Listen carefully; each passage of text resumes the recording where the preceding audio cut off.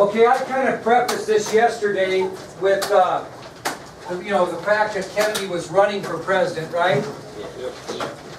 And in 1968, he was a senator of New York, and I didn't tell you that story, so I should tell you that pretty quick. What happened is he didn't get along with Lyndon Johnson real well. So soon after Lyndon Johnson took over the presidency after John F. Kennedy's assassination, Bobby Kennedy had had enough and resigned. And he ran for senator of New York, which was very controversial because why?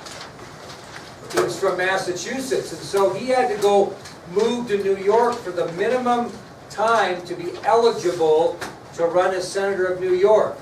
Who else did that in recent history? Hillary Clinton. And so it was a little controversial, but despite that, he was elected senator of New York and was very, very popular as a Kennedy. And as a result of that, he announced when he saw Senator Eugene McCarthy having success against Johnson in the primaries, he announced he would run for president as well.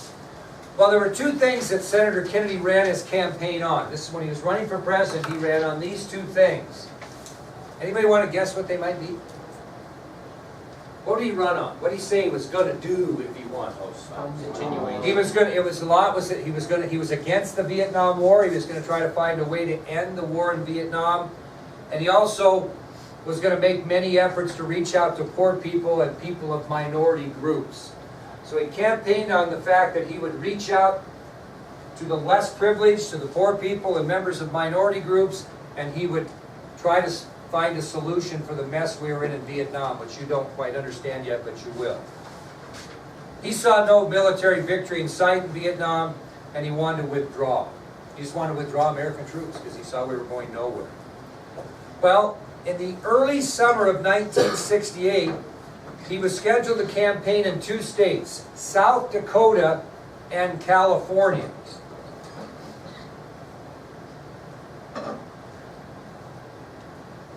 And they were crucial states to win to gain the Democratic nomination for president in 1968. And he won both primaries. He won the primary in South Dakota, then he won the primary in California. And of course, the California primary was the big one. Okay? And these two victories really boosted his chance to gain that nomination for president during the 68 campaign. Well, very early in the morning on June 5th, 1968, after winning the California primary, he decided to address his supporters, and it was 12:15 a.m., so just 15 minutes after midnight on June 5th, 1968, he delivers a victory speech in the ballroom of the Ambassador Hotel. So it was shortly after midnight at 12:15 a.m. in Los Angeles, and he delivered his victory speech for his California primary victory in the ballroom of the Ambassador Hotel. And as I mentioned yesterday, he ended his remarks. He said, "On to Chicago and let's win there," and gave the victory sign, walked off the podium, and exited the hotel through the kitchen area. And the reason he went through the kitchen, it was the fastest way to exit the hotel because he wanted to kind of get rid of the media. He thought the media would barrage him, and so he thought if he went through the hotel as handlers, he went through the kitchen area, that the media wouldn't be able to follow him, and he would kind of get away from that media barrage as he left the hotel. Well, as campaigners do, politicians do, he stopped and shook hands with several well-wishers and hotel staff throughout the kitchen area. He stopped and shook hands with several well-wishers and hotel staff throughout the kitchen area.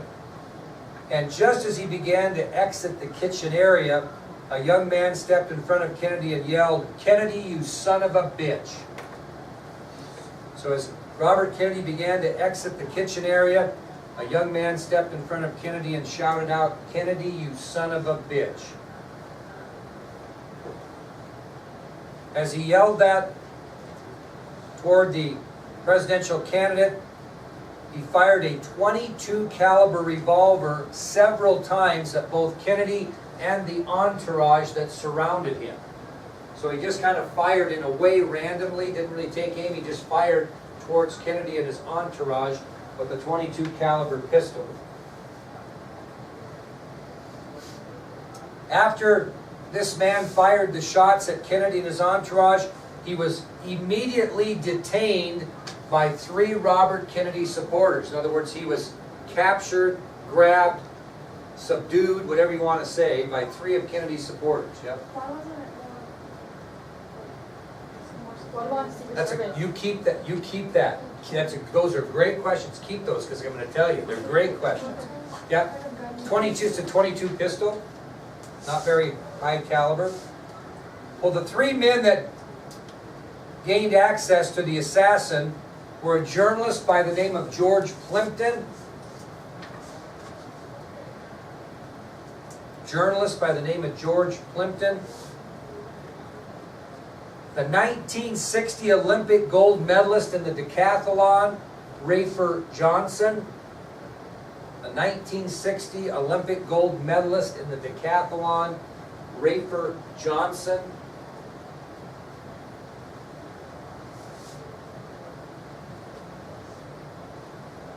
'60 gold medal winner in the decathlon, Rafer Johnson, and Los Angeles Rams professional football player, Rosie Greer. Los Angeles Rams professional football player, Rosie Greer. All with Kennedy during his campaign, all with Kennedy at the Ambassador Hotel, all with Kennedy through the flight through the kitchen, and the 3 men that subdued the assassin. Journalist George Plimpton, Olympic gold medalist in the decathlon, Rafer Johnson, and Los Angeles Rams professional football player, Rosie Greer. Greer actually, we've heard this before, jammed his thumb behind the trigger of the revolver to prevent further shots from being fired. He got his thumb behind the trigger, or more shots would have occurred. What's that? With M.M. McDonald, he got it at the hammer. Yeah. Wait, how many shots did you say? Well, we're gonna get to that. Okay. Okay. Now, the shooting was not broadcast on live television because they were going through the kitchen to avoid the media, but the whole thing was recorded on an audio tape by reporter Andrew West. So although there was no photographic or broadcast on this assassination, but it was recorded on an audio tape by a reporter by the name of Andrew West.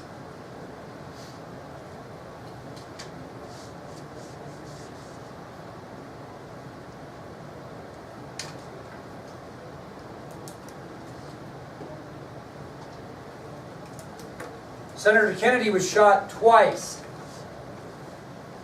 in his back, which probably would not have caused fatal damage, but one time behind his right ear. So he was shot twice in the back and once behind his right ear.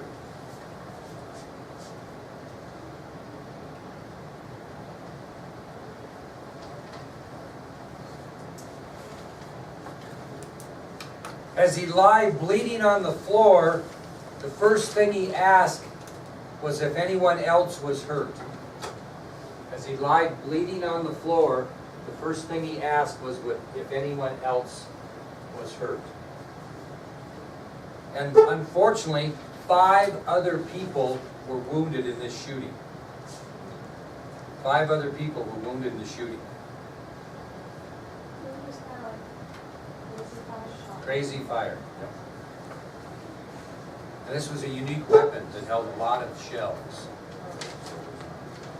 So, here's who was other people that were wounded. Paul Schrade. He was 43 years old. He was a member of the United Autos Workers Union who was simply supporting Senator Kennedy. Paul Schrade. There's a picture of Paul Schrade right up there, and his signature, wounded during the Robert Kennedy assassination attempt. Elizabeth Evans. She also was 43 years old and a very active member of the Democratic Party who was obviously there supporting Robert Kennedy.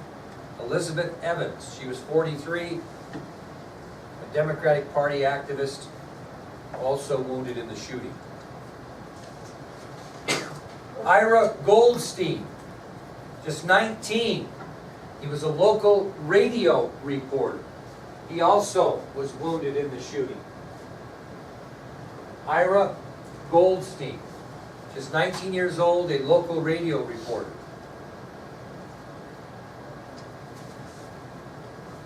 Erwin Stroll, just 17, a Kennedy campaign volunteer.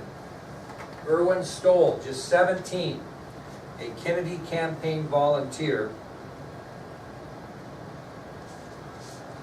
And finally, this fellow right up here, you can see a picture of him up there, William Wessel.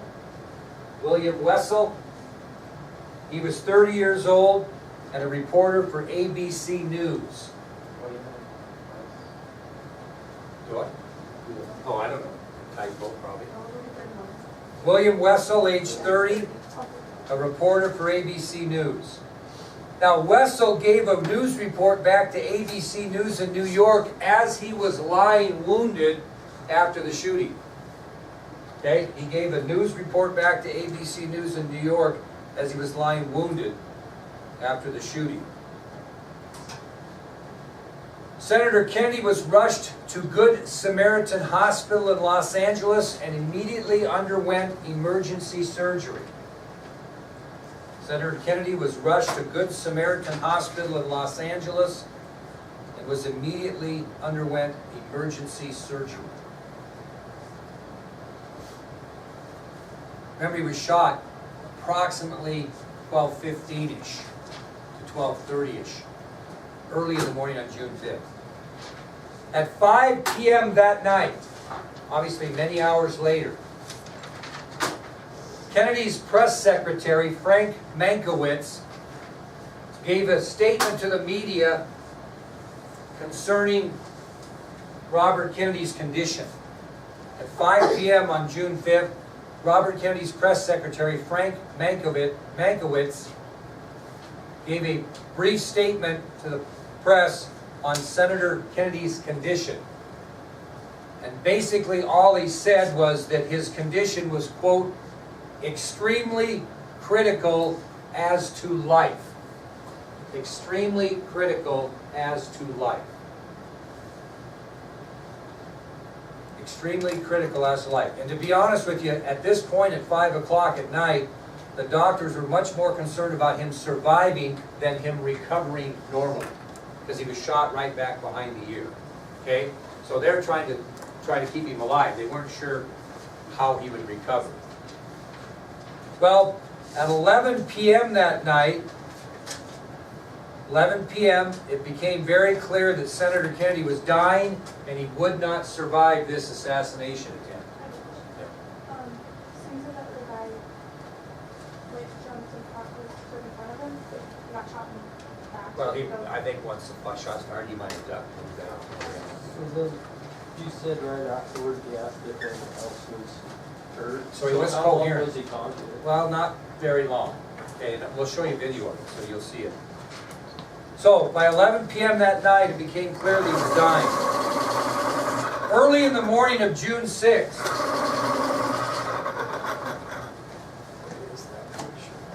Father Thomas Picha, that fellow right up there, Father Thomas Picha, was summoned to administer the last rites of the Catholic Church to Robert Kennedy. So early in the morning on June 6th, Father Thomas Picha was summoned to administer the last rites of the Catholic Church to Senator Kennedy. That was early in the morning of June 6th.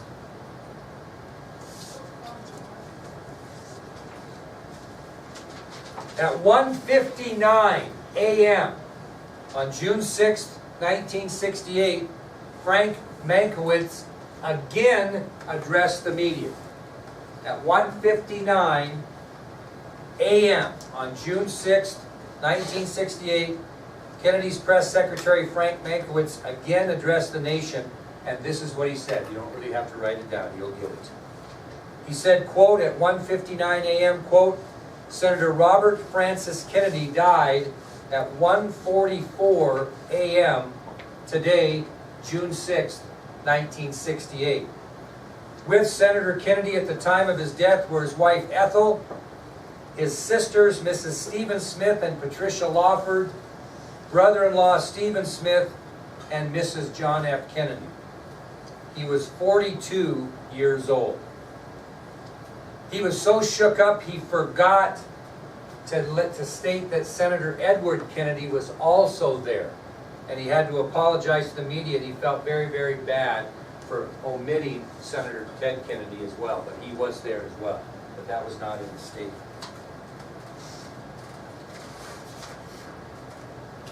After his death, Senator Kennedy's body was taken for autopsy. Where was that done, by the way? It was done in Los Angeles, unlike his brother's, yeah. His body was taken for autopsy, then it was loaded on an airplane provided by the White House. He's a senator, not a president. So after his death, the senator's body was taken for autopsy, then loaded on an airplane provided by the White House. And they departed at 1:20 p.m. on June 6, 1968. His body was then flown to New York City, not Washington, and taken to St. Patrick's Cathedral for the funeral mass.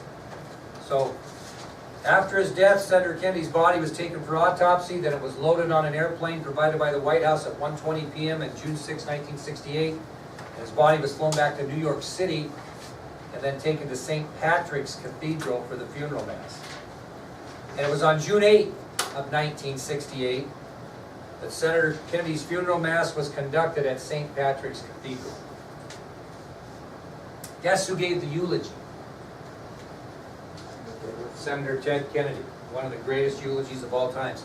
Now, if you ever watch this on video, and we're going to see it, hopefully sometime, we're kind of getting crazy on time, but anyway, for the first time I ever heard Ted Kennedy's voice crack when he gave the eulogy, because Kennedys don't cry.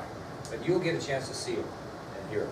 This is what he said, basically. He said, "My brother need not be idealized or enlarged in death what he was in life. He should be remembered simply as a good and decent man who saw wrong and tried to right it, saw suffering and tried to heal it, saw war and tried to stop it. Those of us who loved him and who take him to his rest today pray that what he was to us and what he wished for others will someday come to pass for all the world. As he said many times in many parts of this nation to those he touched and those who sought to touch him, some men see things as they are and say, why? I dreamed things that never were and say, why not?" That was the speech. It was incredible. Now, this is something you just can't hardly fathom. You'll see it on tape, but after the funeral mass, Senator Kennedy's body was transported by train from New York City to Washington, D.C. for burial in Arlington National Cemetery near his brother. So after the funeral mass, his body was taken by train from New York City to Washington, D.C. for burial in Arlington. The train was several hours late getting into Washington. Picture this in your mind, because the people were from New York City to Washington, D.C., the entire railroad line was lined with people, all the way, paying their last respects to the senator. Can you imagine that? From New York City to Washington, D.C., there were people completely covering the railroad lines there, for the most part. Not 100%, but close. So why did it get late? Because the train did not zip as quick as it could. It slowed down to allow those people that opportunity. It was incredible to see on video. Well, once in Washington, they had another funeral procession that took the slain senator to Arlington Cemetery, where he was buried at 10 p.m. at night on June 8, 1968, about 30 yards from the late President Kennedy, which you will see in less than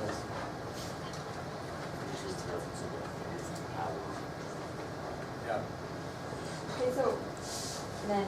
Go. Now, after the burial, what did Ethel Kennedy do? She invited close family friends to her home for a cocktail party to try to get the healing process to begin. And as you go to Washington, D.C. and you go to Arlington, you'll see that all Robert Kennedy has is a lone white cross, which is something he requested prior to his death. That he had put in his arrangements. That's all he had. Simple white cross. Very incredible. Now this was the saddest part to me. He left behind 10 children. His wife Ethel, who was pregnant with the couple's 11th child. So Robert F. Kennedy left behind his 10 children, his wife Ethel, who was also pregnant with the couple's 11th child. Now, this is kind of interesting before I answer you guys' question. I don't have a question. But you did earlier. No, I- The last born of Robert and Ethel Kennedy was Rory Elizabeth Catherine Kennedy. She never did see her father, obviously. Ironically, and it gives me goosebumps, John F. Kennedy Jr. was flying to Rory Kennedy's wedding when he went down in his plane and died as well. He was flying to her wedding. Okay? Now, I'm glad that Carly and Brooke alluded to this. Senator Kennedy's death resulted in one significant change in America, and that's that the Secret Service began to provide protection for presidential candidates. Prior to that, they did not. Yet no protection other than the Rosie Greers, the Rafer Johnsons, and the George Clintons. Yeah. How was, at what point in relation to this did Ted Kennedy run off the bridge? Well, that's